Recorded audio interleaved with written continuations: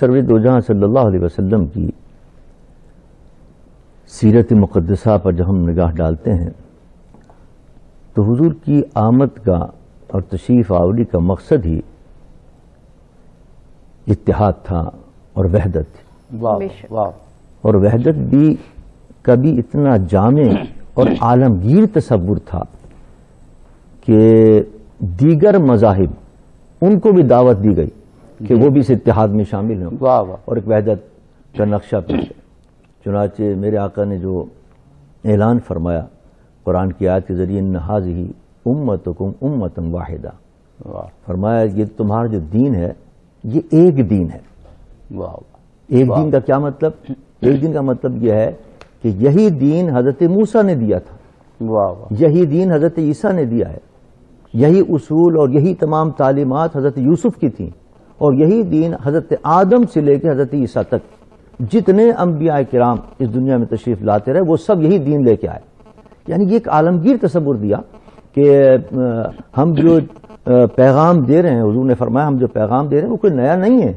یہ وہی دین ہے کہ جو حضرت آدم سے لے کے حضرت عیسیٰ تک لے کے آئے۔ اچھا، اب اگر تمام اس دین کے احکامات کو نہیں مانتے تو پھر اور ان کو توسع دیا گیا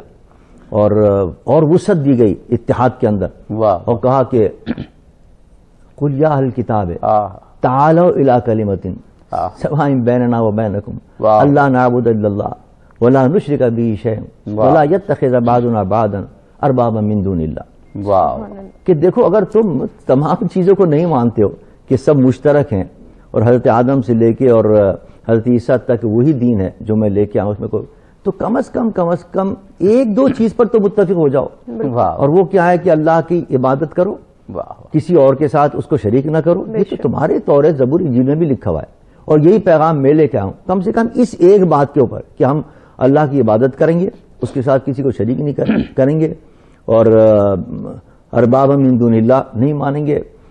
جیسے تم لوگوں نے اپنے پادریوں کو اپنا رب بنا لیا ہے، وہی رب ہے، اس کو مانو۔ کم سے کم ان تین چیزوں پر تو متفق ہو جاؤ۔ اب یہ کتنا اتحاد کا بڑا تصور جامع دیا ہے واقعی کہ جو ایک امت دعوت ہے، ایک امت اجابت ہے، کہ امت اجابت کے اندر میں گفتگو کروں گا کہ وہ تو ہے اتحاد جو حضور کی سیرت میں ملتا، لیکن یہ امت دعوت کو بھی حضور نے اتحاد کی دعوت دی ہے کہ جن کو دعوت دی حضور نے، اور قرآن پاک کی آیت کے ذریعے اسے قیامت تک کے لیے محفوظ کر دیا اس دعوت کو۔ اب اس وقت جو گریٹر اسرائیل کا مسئلہ ہے، یا آپ دیکھیں کہ دیگر جو ممالک ہیں، امریکہ ہے، وہ جو جس انداز سے بین المذاہب ہم آہنگی کو ختم کرنا چاہ رہے ہیں